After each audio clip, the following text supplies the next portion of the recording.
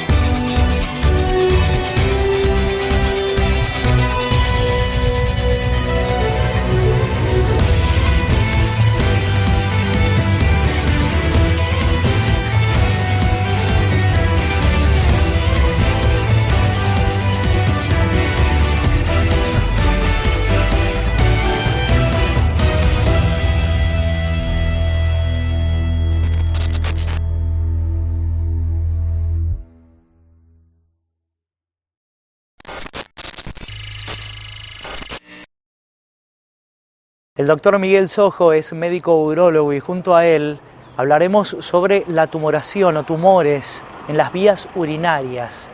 Vaya qué tema.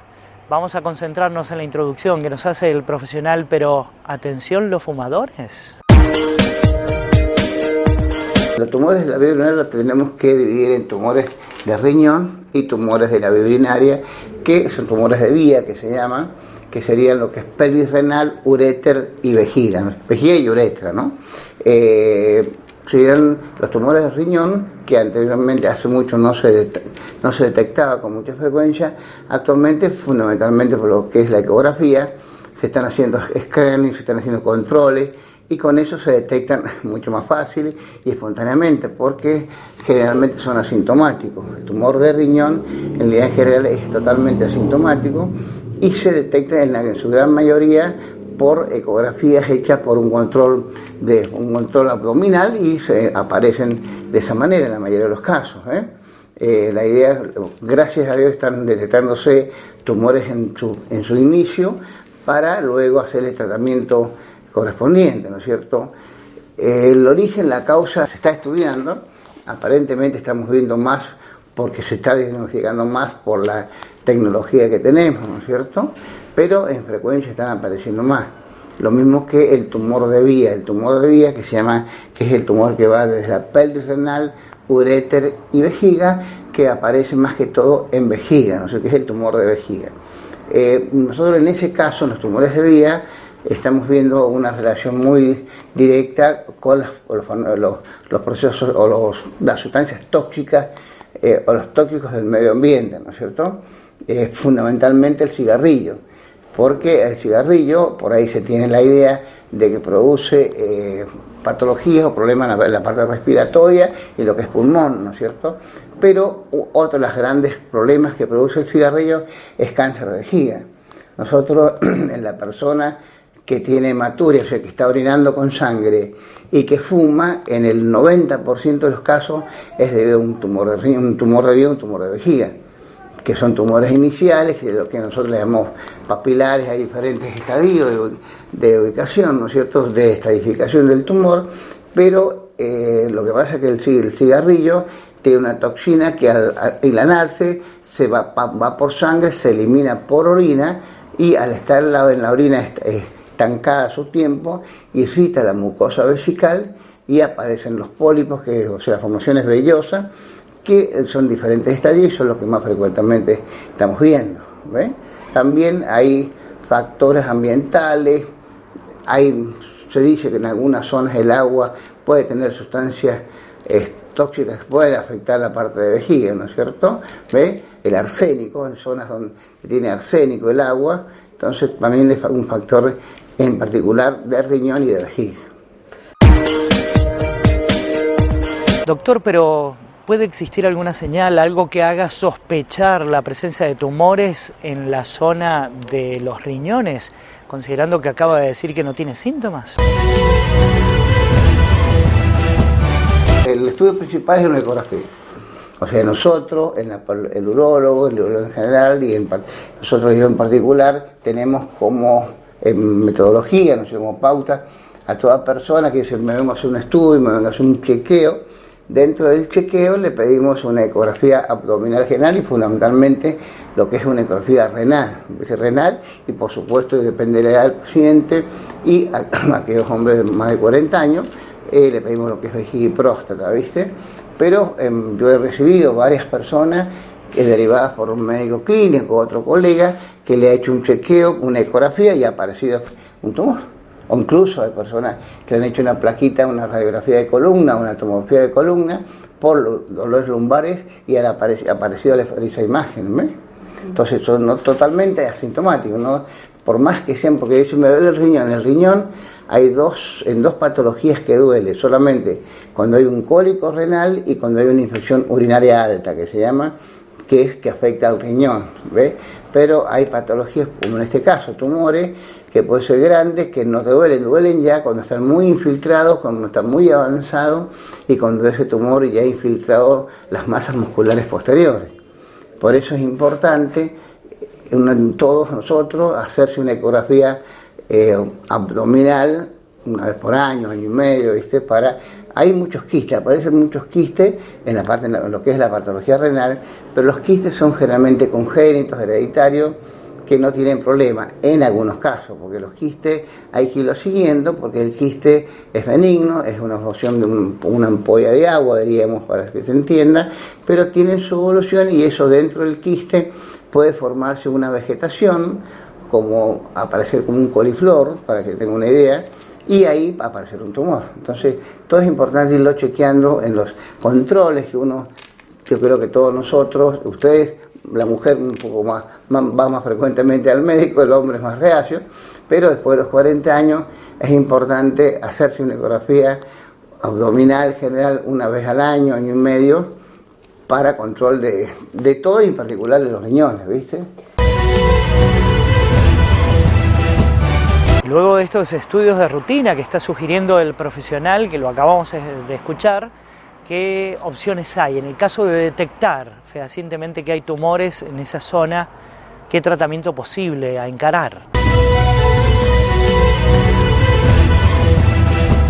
Con un buen tratamiento pueden curarse, o sea, se curan hasta cierto punto. O sea, hay muchas personas, es decir, todos los tumores uno dice lo sacamos y dice que lo controla después el oncólogo, pero no hay ni quimio, ni cobalto, ni quimio, ni radioterapia, sino se lo controla.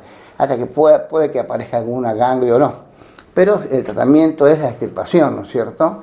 Depende del tamaño que tenga, cuando son muy localizados y la ubicación se hace laparoscópica parcial, ¿no es cierto? Se saca el nódulo y tejido alrededor para cortar sobre zona sana.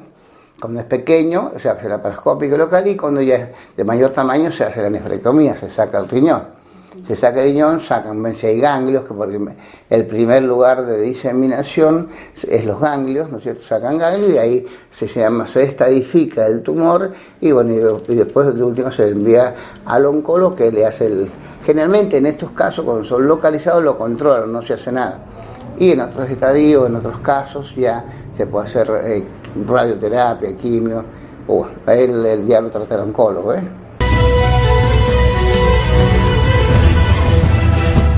Doctor, y la pregunta del millón, ¿se puede sobrevivir con un solo riñón?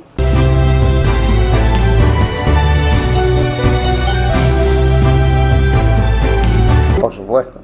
Por eso hay muchas personas que han nacido y nacen con un solo riñón. Actualmente se los controla, pero anteriormente, cuando no había ecografía, ni se dan cuenta que hacían su vida totalmente normal.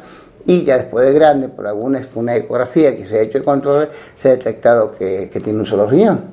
O sea, hay mucha gente que en la época anteriormente, incluso hombres que han hecho el servicio militar, en su época que se hacía el servicio militar, han hecho su vida normal y después cuando se le ha hecho una ecografía se le ha detectado que tiene un solo riñón. Porque el riñón que queda se agranda para compensar el déficit del que falta, ¿viste? Así que no hay ningún problema.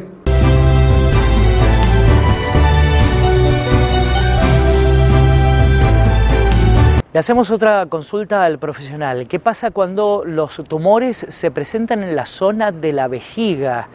¿El tratamiento será similar ¿Hay diferencias? Vamos a escucharlo.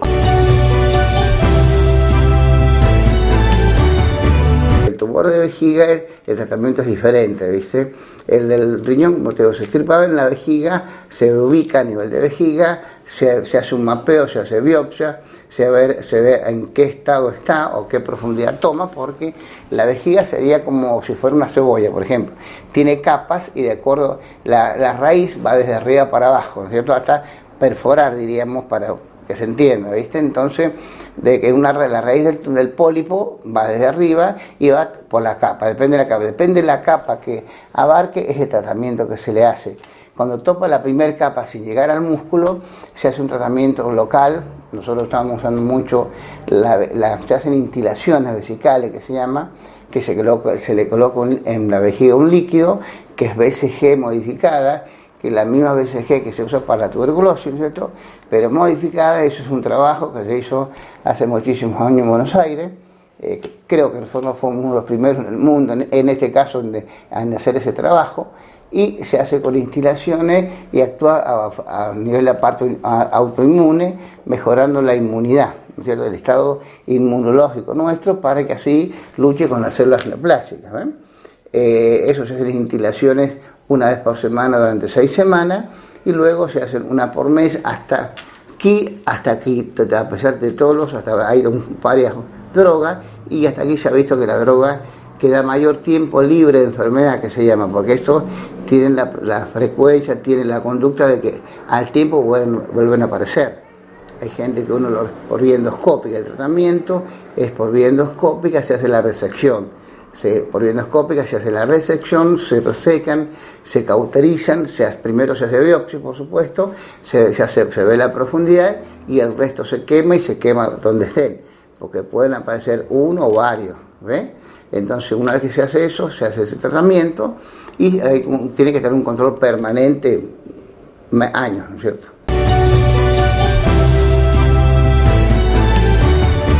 Ya en el final de este informe nos quedemos con la reflexión del parte del profesional. Pautas para prevenir tumores en las vías urinarias. Atención, fumadores.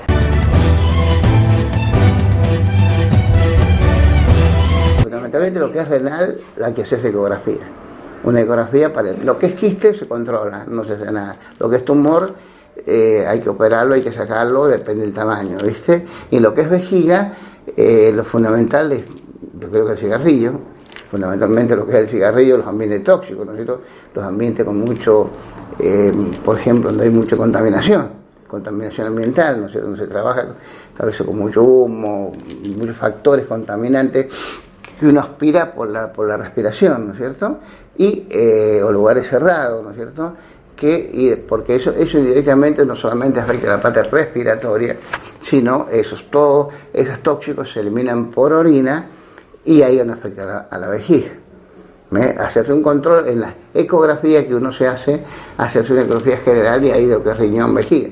El pólipo a veces cuando es muy chico no se ve por la ecografía, pero fundamentalmente el cigarrillo es un factor que es muy de alto índice de cáncer de vejiga.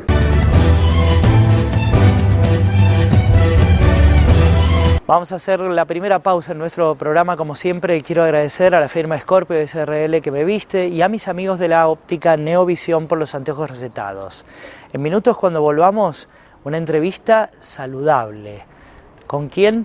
Con un especialista psicopedagogo, para hablar sobre integración e inclusión escolar. ¿Es lo mismo? En minutos nos enteramos de todo.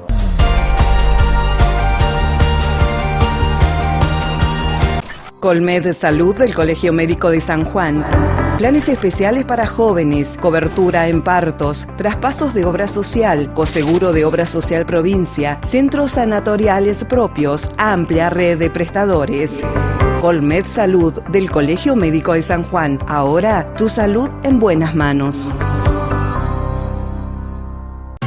Farmacia Zárate. Atención personalizada con farmacéuticos. Envíos a domicilio sin cargo. Alquiler y venta de productos de ortopedia y para internación. Farmacia Zárate. Farmacia de confianza. En calle Rivadavia, al lado del CIMAC. El Hospital Privado de Nariz, Garganta y Oído cuenta con más especialidades para una atención integral. Profesionales con marcada trayectoria y tecnología de vanguardia. Único centro de atención permanente las 24 horas. Hospital Privado de Nariz, Garganta y Oído, junto a los sanjuaninos. En Rehabilitar San Juan le mejoramos la calidad de vida a los sanjuaninos. Medicina laboral pre- y posocupacional, rehabilitación integral, neurología y fisioquinésica con última tecnología, servicio de internación con profesionales calificados en cada área, convenio con obras sociales. Rehabilitar San Juan, responsabilidad y calidad. Entre todos, podemos combatir el dengue. Aplica las siguientes medidas de protección personal. Coloca, de ser posible, mallas mosquiteras en ventanas y puertas. Utiliza espirales, pastillas o líquidos fumigantes. Aplicar repelente en las partes expuestas al cuerpo, siguiendo las indicaciones de la etiqueta del producto. Coloca mosquiteros o tules sobre las cunas y camas. Usa ropa que minimice la exposición a picaduras. El mosquito del dengue solo transmite la enfermedad si antes picó a otra persona con el virus. Ante dudas, llama al Ministerio de Salud Pública o al Programa Provincial de Control de Vectores. Por tu salud, por la de todos. Ministerio de Salud Pública. Gobierno de San Juan. Desde UPCN Seccional San Juan, seguimos gestionando para nuestros afiliados y la comunidad. A través de distintos videos, seguiremos sumando servicios en forma virtual, potenciando nuestro quehacer diario, cuidando, educando y asistiendo como siempre a nuestros afiliados. Muchas gracias.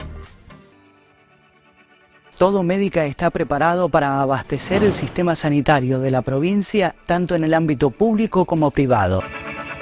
Todo Médica cuenta con marcas exclusivas, reconocidas a nivel internacional.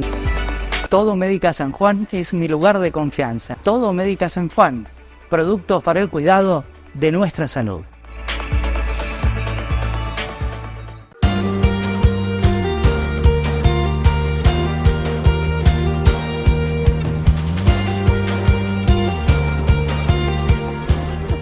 De la Cámara de Diputados te brinda toda la información legislativa de San Juan. Ingresa a digestosanjuan.gov.ar y conoce las leyes que benefician a todos los sanjuaninos. En la sección Constituciones podés descargar la Constitución Provincial y la Nacional. En la sección Normas Fundamentales podés descargar los códigos que rigen en la provincia y el reglamento interno de la Cámara de Diputados. En la sección Calendario Legislativo podés consultar las fechas de sesiones ordinarias y extraordinarias y leyes sancionadas por el Poder Ejecutivo. Cámara de Diputados de San Juan. Leyes para cuidarte. La doctora Elia Pereira es médica de familia, trabaja para Salud Pública. Junto a ella hablaremos sobre el asma. Primero, una definición. En realidad el asma es una enfermedad crónica respiratoria. Eso quiere decir que la persona no se recupera, ¿sí? O sea que cursa con esta enfermedad toda su vida y que bueno, con un buen tratamiento puede hacer una vida plena y normal. Respecto al clima, hace mucho tiempo sí hubo muchas personas que tuvieron que mudarse, irse a otras provincias, sobre todo provincias más húmedas como Córdoba, Buenos Aires, pero bueno, gracias a la tecnología y al avance en medicación, hoy en día eso no es necesario. Hay nuevos aerosoles que hacen que la persona pueda tener una vida normal, pueda hacer deporte. Es más, se insiste en que la persona haga deporte para mejorar su capacidad respiratoria. Así que bueno, lo ideal es tener un correcto diagnóstico y un buen tratamiento. Bueno, se supone que para poder enfrentar una enfermedad hay que conocer bien el origen. De ese modo se podría focalizar allí un tratamiento, pero hay malas noticias. El origen es poco conocido. Pero otro tema, los desencadenantes, sí, son súper conocidos. ¿Y desencadenantes de qué? De una crisis que puede generar el asma. Vamos a interiorizarnos y conocer más con la doctora Pereira.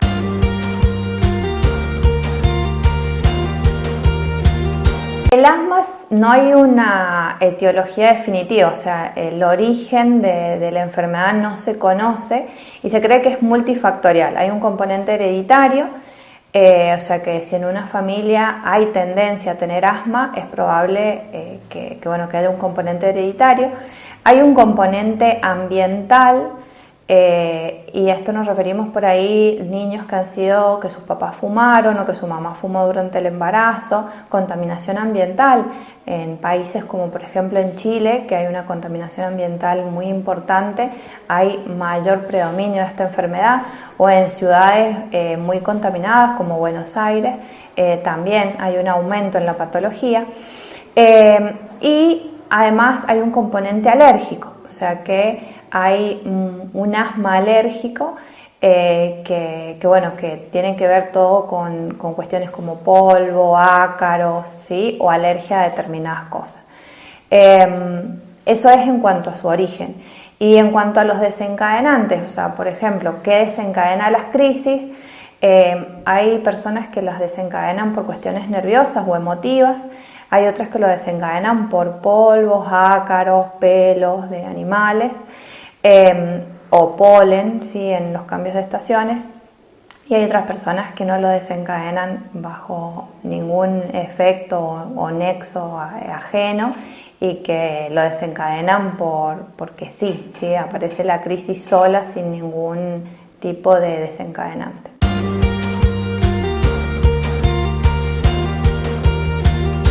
¿Y cómo diagnosticar, cómo confirmar que se trata de asma?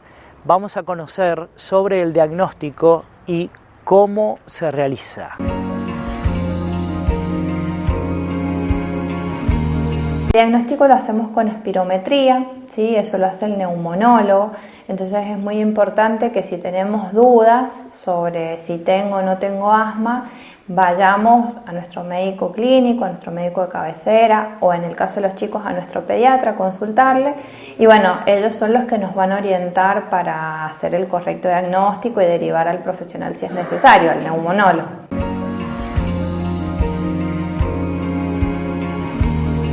Tal cual dijo la profesional, estamos hablando de una enfermedad crónica que perdurará en el tiempo, en nuestra trayectoria de vida.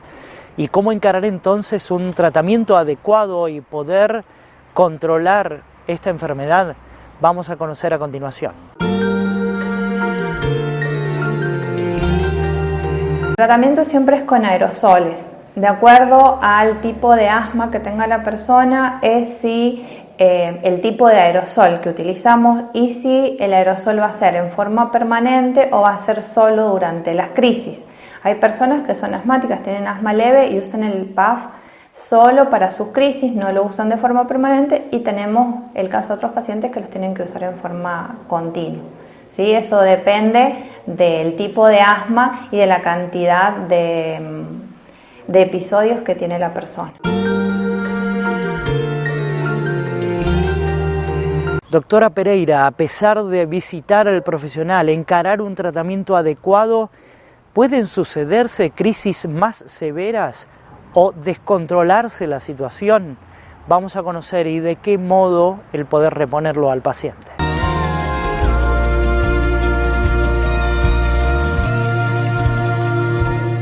Sí, en realidad hemos notado que post-COVID, o sea, en personas que han tenido COVID, estos episodios o han empeorado o hemos pasado en pacientes de asma leve a asma moderada o de asma moderada a asma severa, o sea que ha empeorado su condición asmática.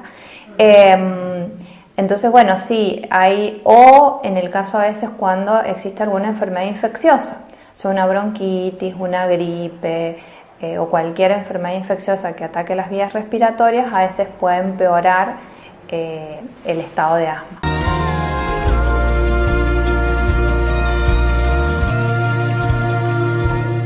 Y frente a una crisis de asma, ¿cómo controlarlo? ¿Cómo tratarlo? ¿Qué hacer al respecto? Supongamos que una persona convive con un paciente con asma.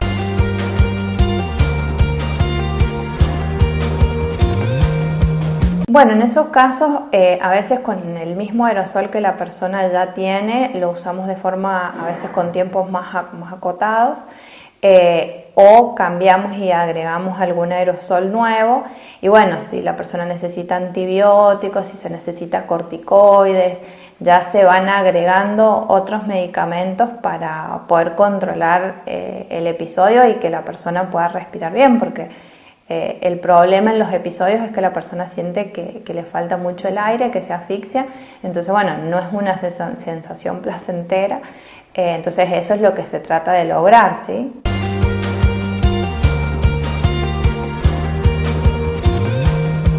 Y la escuchamos más atrás en este informe hacer referencia a la profesional a los desencadenantes claramente identificados. Uno de ellos puede ser el estrés, una situación de ansiedad, y esto puede exacerbar los síntomas durante una crisis. Entonces, un paciente con asma que hoy nos está mirando, cómo reducir, cómo atenuar, qué hacer al respecto y cómo manejarlo vemos. Algunos episodios que los desencadena la parte emocional, por eso, bueno, hacemos también hincapié en esto, en que la persona tenga actividades extra, que tenga una actividad física, que pueda tener actividades recreativas.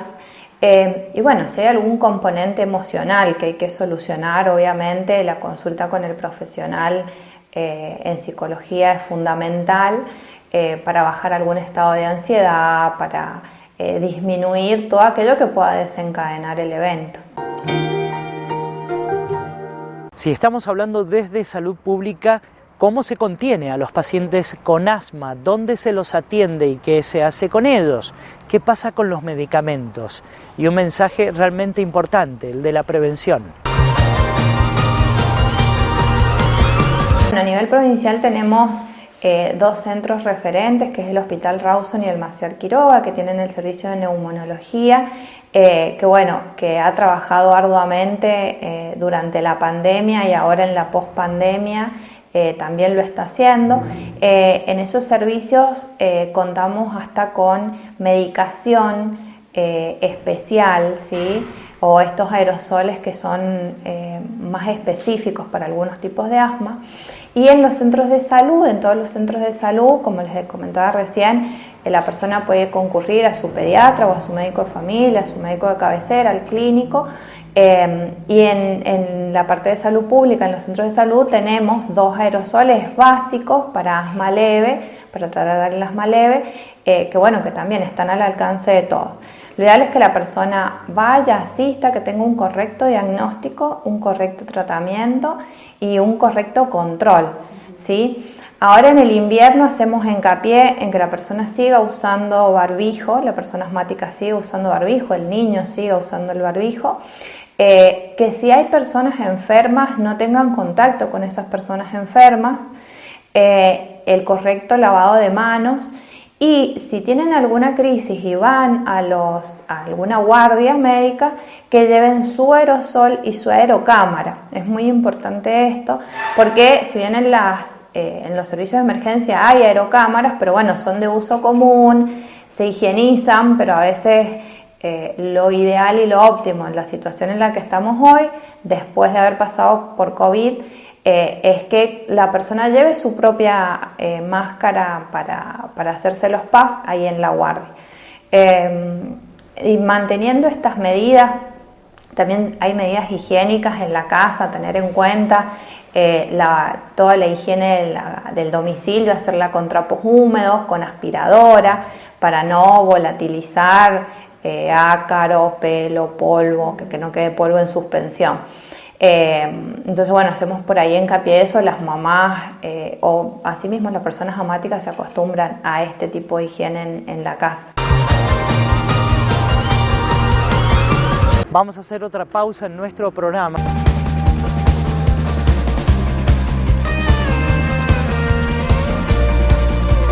Ortopedia del Sur, del licenciado Jerónimo Galván, especialista en órtesis y prótesis, productos de ortopedia y rehabilitación, alquiler, fábrica de plantillas y calzado ortopédico, tecnología única en la provincia para el estudio de sus pies, calidad y atención personalizada, Libertador hacia el este, a una cuadra de Clínica El Castaño. Ortopedia del Sur, nos importa usted. Colmed Salud del Colegio Médico de San Juan. Planes especiales para jóvenes, cobertura en partos, traspasos de obra social, coseguro de obra social provincia, centros sanatoriales propios, amplia red de prestadores. Colmed Salud del Colegio Médico de San Juan. Ahora tu salud en buenas manos. Decir José Fasoli es decir carpintería de calidad en madera y ahora en aluminio también. Tecnología única en San Juan para lograr un mejor acabado en aberturas, muebles de cocina y placar. Contamos con pisos flotantes de madera y melamínicos de alto tránsito y residenciales. Asesoramiento y garantía. José Fasoli, carpintería de calidad. Tercera generación brindando confort a los sanjuaninos. Las aberturas de aluminio, de madera, muebles de cocina y placar del futuro complejo Catamarán son de José Fasoli, carpintería de calidad. Todos los medicamentos, productos de perfumería y regalos los encuentra en Farmacia Curí. Hacemos envíos a domicilio a los teléfonos 421-4546 y al 427-2210. Con la atención y rapidez que nos caracteriza. Farmacia Curí, en calle Entre Ríos, frente al Banco San Juan. En Óptica Neovisión contamos con la última moda en anteojos para sol y recetados. Asesoramiento en contactología con profesionales especializados. Servicio de óptica pediátrica especial. Óptica Neovisión, al servicio de sus ojos.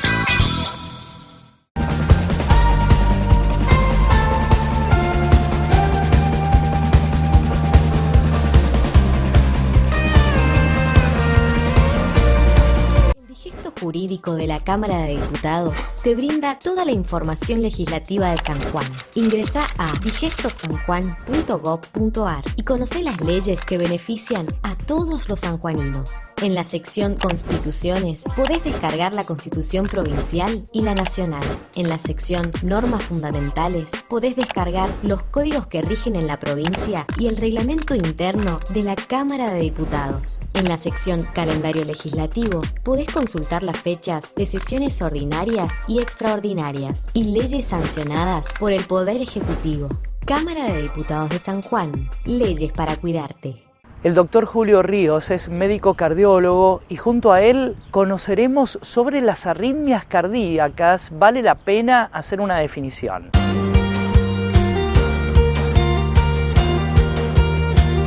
Definimos las arritmias cardíacas directamente como lo indica el prefijo, tenemos una pérdida del ritmo sinusal normal.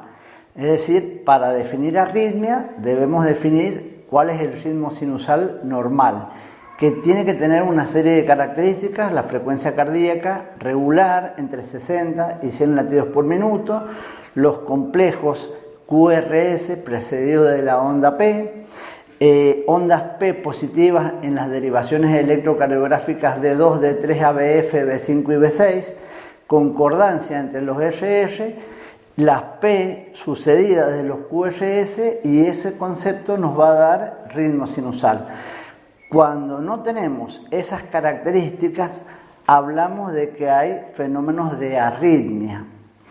Generalmente decimos que el ritmo sinusal normal se genera en unas células especializadas de conducción del corazón, cuya característica principal es el automatismo, es decir, laten en forma propia. Ese tejido de conducción está formado por el nódulo sinoauricular y normalmente la frecuencia cardíaca es entre 60 latidos por minuto y 100 latidos por minuto. Hablamos de bradicardia sinusal, es decir, bradicardia sinusal es que está más baja la frecuencia cardíaca cuando tenemos menos de 60 latidos por minuto. Hablamos de taquicardia sinusal cuando tenemos más de 100 latidos por minuto. Desde donde se produce el estímulo en el nódulo sinoauricular se dirige el estímulo cardíaco a través de las vías de conducción al nodo AB, al nodo auriculoventricular, y después se divide en las ramas de la red de Purkinje, en la rama derecha e izquierda. A su vez, la derecha se divide en una rama que es anterosuperior y otra que es posterior-inferior.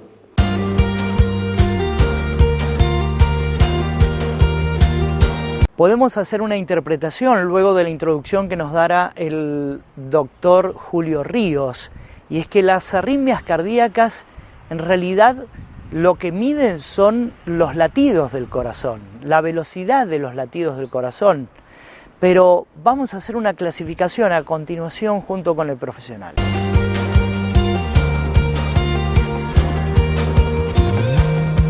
Según la frecuencia cardíaca, pueden ser con taquicardia, y la frecuencia cardíaca baja, que son con bradicardia. También las podemos clasificar según el lugar anatómico donde se originan. Si se originan en la aurícula izquierda, las clasificamos generalmente en la aurícula derecha, son arritmias supraventriculares. Las taquicardias supraventriculares las dividimos en las fibrilaciones auriculares, que es la arritmia más importante, la más común, el flutter auricular, la taquicardia nodal por reentrada, esas son supraventriculares. Las características de esas arritmias, por ejemplo, de la taquicardia, cuando es la fibrilación auricular, es la irregularidad en los latidos, es decir, que pierde el ritmo normal el corazón porque generan algunas células automáticas estímulos por sí propias. Entonces vamos a encontrarnos con que tenemos características distintas a las que habíamos definido como ritmo sinusal. Vamos a tener alteración en la frecuencia, en la regularidad, en la intensidad, en la tensión, en la amplitud. Esas fibrilaciones auriculares también pueden ser, según la frecuencia cardíaca, de baja frecuencia cardíaca, de moderada frecuencia cardíaca y de alta frecuencia cardíaca, que producen, de acuerdo a su sintomatología y a su intensidad, distintos tipos de cuadros clínicos y descompensación hemodinámica. También las otras arritmias que no son supraventriculares las englobamos en lo que son las ventriculares, que ya pueden ser un poco malignas, porque tenemos lo que son las taquicardias ventriculares, si se desorganizan el ventrículo y produce taquicardia ventricular que nos puede, puede ser monomórfica, puede ser sostenida, puede ser torsoa de Pointes, que es en espiral, en helicóptero, y ella nos puede llegar a el paro cardíaco o a la fibrilación ventricular con asistolia. Es decir, son muy peligrosas esas arritmias. También tenemos arritmias que son fenómenos que se producen, alteraciones del ritmo, pero no tienen implicancia desde el punto de vista estructural patológico. Por ejemplo, tenemos bradicardia cuando dormimos, tenemos bradicardia cuando estamos descansando durante las horas del sueño, y tenemos taquicardia como fenómeno funcional, como fenómeno fisiológico al realizar un ejercicio. También patologías o alteraciones como la fiebre, el hipertiroidismo, la anemia, producen aumento de la frecuencia cardíaca y van a producir taquicardia sinusal, pero en un contexto de un corazón que no está estructuralmente dañado, que no está con una alteración estructural.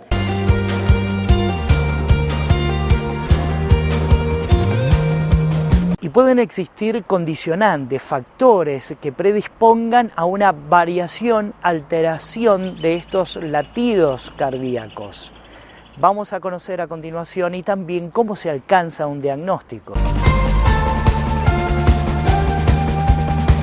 Influye la edad, influye el sexo, influye el estrés, influyen los factores ambientales, el tabaquismo, la hipertensión arterial, que produce dilatación de la aurícula izquierda y pérdida de la función de la aurícula izquierda y con el consiguiente producción de arritmias cardíacas. Este tipo de cuadros tenemos para diagnosticarlas desde el punto de vista clínico, el paciente generalmente consulta por palpitaciones, puede tener falta de aire, dolor de pecho, pérdida de conocimiento. El diagnóstico clínico lo realizamos a través del electrocardiograma de 12 derivaciones, del Holter y estudios clínicos más sofisticados, estudios electrofisiológicos, que son estudios más complejos. Doctor, ¿y cómo sería un tratamiento para normalizar esta situación?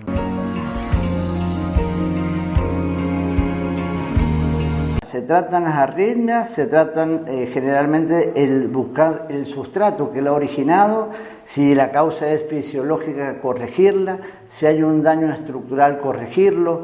Han avanzado muchísimo los tratamientos, ya cuando tenemos trastornos de conducción con baja frecuencia cardíaca, que tenemos los bloqueos AB completos, los bloqueos AB que vamos a requerir marcapasos, ya los dispositivos están cada vez más avanzados y son más sofisticados. Si necesitamos también revertir algún tipo de arritmia maligna, como las que mencionamos, taquicardia ventricular o distintos tipos de patología, también hay aparatos que son los cardiodesfibriladores implantares, los CDI, que también los tenemos a disposición. Son tratables, también se hace la ablación por radiofrecuencia, buscando a través de endovascularmente llegar al sitio del lugar de producción de la arritmia para sacarla totalmente y producir la curación del paciente.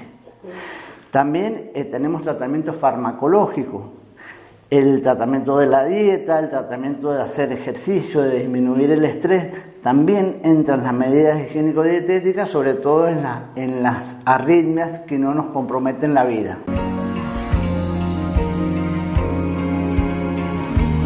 Diagnóstico certero, correcto, momento de encarar un tratamiento superador, y entonces el pronóstico para ese paciente. El pronóstico del paciente sobre todo va a depender del punto de vista del cuadro clínico, la presentación de la arritmia, las características que tiene, que no le haya producido un síncope de origen cardíaco, que generalmente el paciente pierde conocimiento, se produce una alteración, puede haber una asistolia, es decir, no tiene salida del latido, o tiene, eso es un bloqueo B completo, una disociación auriculoventricular, o la fibrilación ventricular, que sería el lado opuesto. No late en forma eficiente y eso produce un paro cardíaco. Entonces necesitamos un tratamiento más agresivo, más invasivo, porque estamos en un pronóstico muy grave y muy reservado. En el final de este informe nos quedemos con medidas preventivas. Lo escuchamos al doctor Julio Ríos.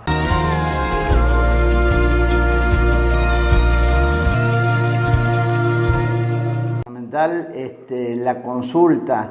Los chicos cuando van a realizar deportes, que vayan a su médico, que vayan a su pediatra, que vayan a su cardiólogo, al médico de cabecera, que se hagan los estudios, análisis clínicos de rutina, al médico de confianza. Es muy importante, no solamente en la parte privada, en la parte particular, sino en la parte hospitalaria. Se ha creado hace poco un departamento de electrofisiología y arritmia en el Hospital Rawson, así que entonces estamos en condiciones de enfrentar este tipo de patologías de mejor manera que en años anteriores.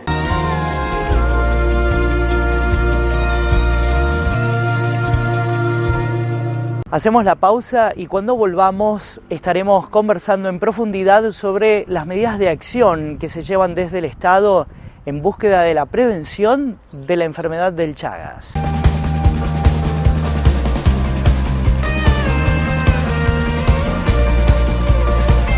¿Necesitas recuperar energía, vitalidad, concentración, memoria, mejorar tu rendimiento sexual y físico? Ahora en San Juan hay un tratamiento médico innovador, efectivo y rápido. Pellets de testosterona, con resultados garantizados. Turnos al teléfono 264 50 57 862. Servicio de urología y reproducción de los doctores Miguel Sojo y Mauricio Sojo, especialistas en andrología para el diagnóstico y tratamiento de las enfermedades relacionadas con la reproducción y sexualidad masculina. Encuéntrelos en CIMAC, en calle Rivadavia, frente a Plaza Aberastain, teléfono 429-3100.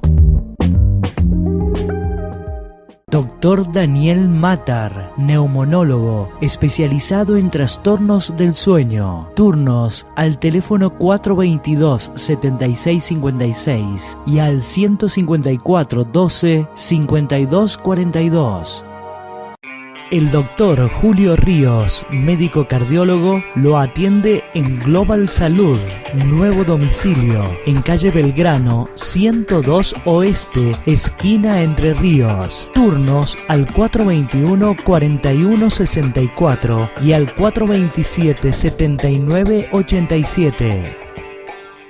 Fabiola Becerra, especialista en podología, belleza y cuidado de pies. Teléfono para turnos 264-444-7754. Doctor Ignacio López Lima, cardiólogo universitario, especialista en ecocardiología y tomografía de corazón, diagnóstico. Turnos para consultas en Innova Instituto de Cardiología al teléfono 422-6610. Centro de Miopía y Astigmatismo del Dr. Juan Rocco. Atención de las enfermedades de la visión. Tratamiento de la presbicia con gotas. Turnos al teléfono 422-6071. Jujuy 167 Sur, planta baja, Ciudad.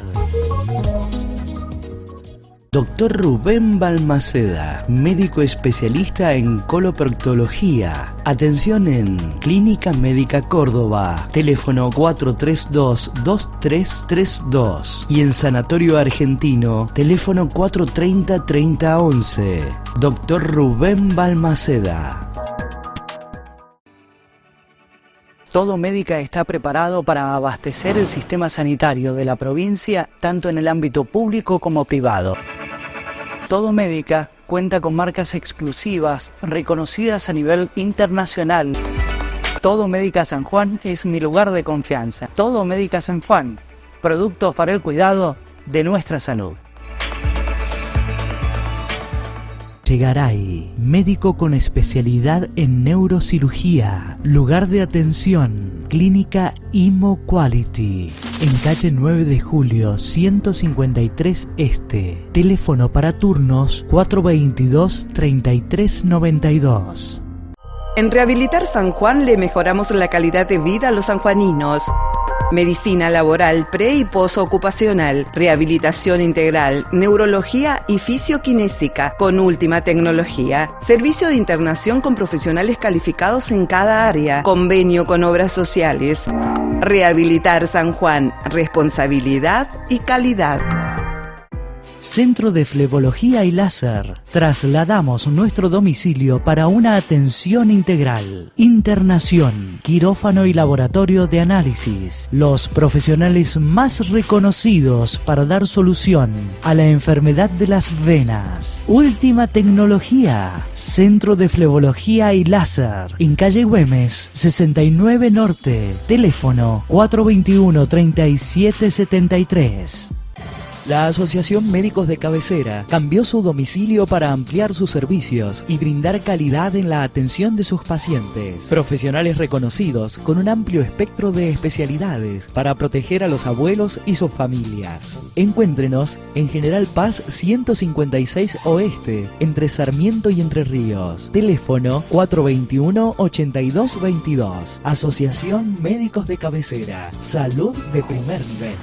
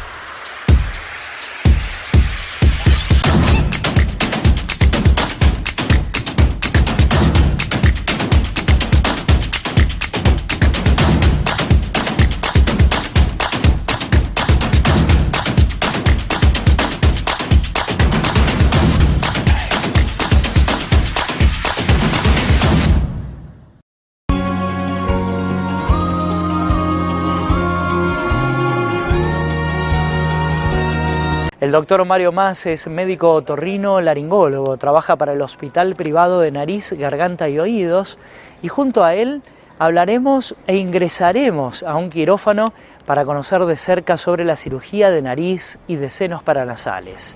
Vamos a introducirnos con el profesional. Cirugía generalmente de la nariz y senos paranasales, la consulta es: doctor, no puedo respirar. No tengo la nariz de adorno, no la uso para respirar. Y ahí el problema puede ser o un trastorno anatómico, que el tabique nasal, que la pared medianera que divide las dos fosas nasales, esté desviado, obstruyendo el pasaje de aire de una de las fosas nasales, o que tenga un trastorno funcional, lo más común, las rinitis alérgicas, que derivan en cuadros inflamatorios crónicos, pólipos, sinusitis crónicas, sinusitis con micosis, y después viene toda la otra patología tumoral que es rara. Lo más común y lo más frecuente, te diría que el 90% de las cirugías son por problemas anatómicos de las desviaciones de tabiques nasales, y los trastornos funcionales por las alergias y los pólipos, que son muy frecuentes. El trastorno de la desviación de tabique nasal puede ser secundario a un traumatismo o puede ser genético. Hay familias que tienen una nariz particular y así como heredan ojos azules, la calvicie y algunas otras características familiares, también pueden heredar esto. Y si no, las traumáticas. Y en caso de las alergias, son todas heredables. Son familias alérgicos que se transmiten de familia en familia el trastorno de las alergias, que puede cambiar. Algunos tienen alergias climáticas respiratorias y otros a picaduras de insectos, a alguna comida, algún perfume, dermatológicas, pero por algún lado siempre aparece. Luego de conocer en qué casos puede justificarse una cirugía con estas características, estamos dispuestos a ingresar al quirófano y consultarle al profesional por mientras. ¿Ha evolucionado la técnica considerando que hace varios años que se realiza? ¿Se ha incorporado más tecnología? Vamos a conocer.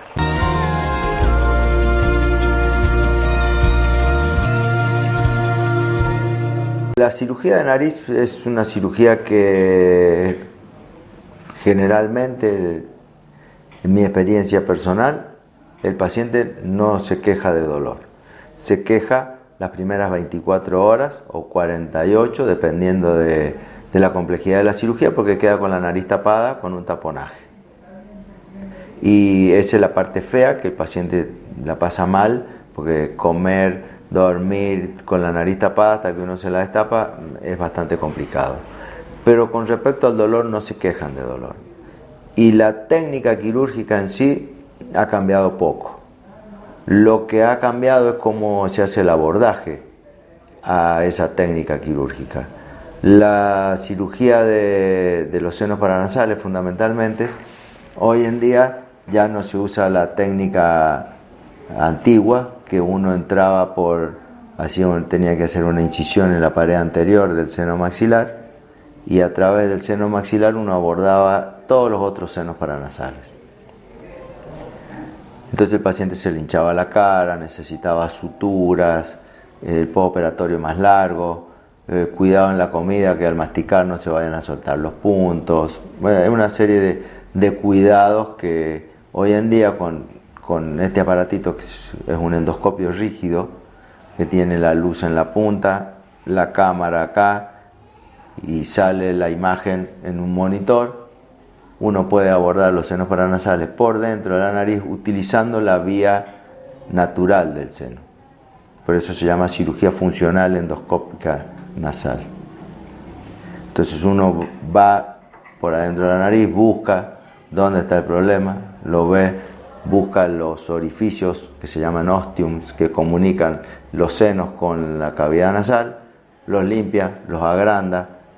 Por dentro, por ese ostium, uno puede introducir una cánula y aspirar toda la secreción mucosa y todo lo que tenga el contenido que tenga el moco del seno, si tiene un quiste, sacar el quiste, y va abriendo y va limpiando todos los senos. Entonces el paciente sale sin la cara hinchada, sin sutura, con una cirugía funcional que se rompe poco. Entonces no alteramos la anatomía y el seno, una vez en el postoperatorio, empieza a funcionar nuevamente rápido y bien. Y el paciente a los 4 o 5 días ya está trabajando como si no hubiera pasado nada, porque su cara está sin edemas, sin hematomas, sin nada. Generalmente lo que se le prohíbe al paciente es las exposiciones a las fuentes de calor, porque produce vasodilatación y puede sangrar, los esfuerzos físicos y algún traumatismo. Y si el paciente tiene un trabajo en donde hay algún contaminante, algún polvo en el ambiente, algo, usar protección. Eso es lo que yo le pido a mis pacientes. Un barbijo para que no entre toda la mugre a la fosa nasal hasta que la mucosa nasal esté totalmente cicatrizada y en condiciones, y ahí empiezan vida normal como si no hubiera pasado nada. Habitualmente eso es entre los 20 y los 30 días.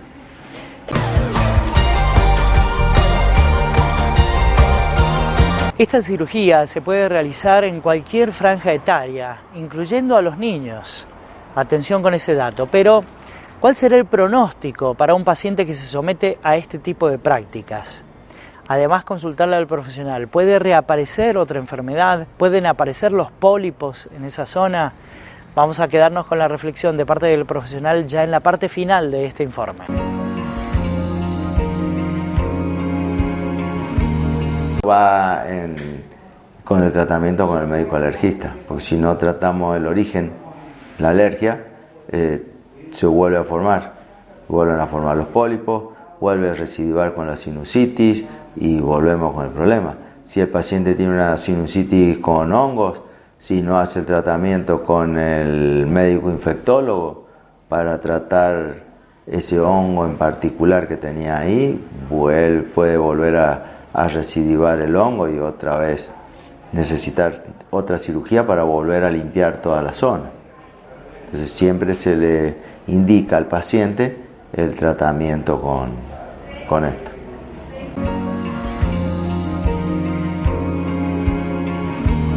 Y así llegamos al final de nuestro programa. El reencuentro será el próximo sábado a las 14 en Camino a la Salud también, y con otros temas que nos ayuden a mejorar nuestra calidad de vida. Recuerde, las vías de contacto que aparecen en pantalla estarán a su disposición para efectuar cualquier tipo de consultas. Y pedirle por favor, hasta ese próximo encuentro, que cuide muchísimo, pero muchísimo su salud. ¿Por qué? Porque nos interesa sobremanera que usted esté bien. Gracias por elegirnos. Gracias por estar.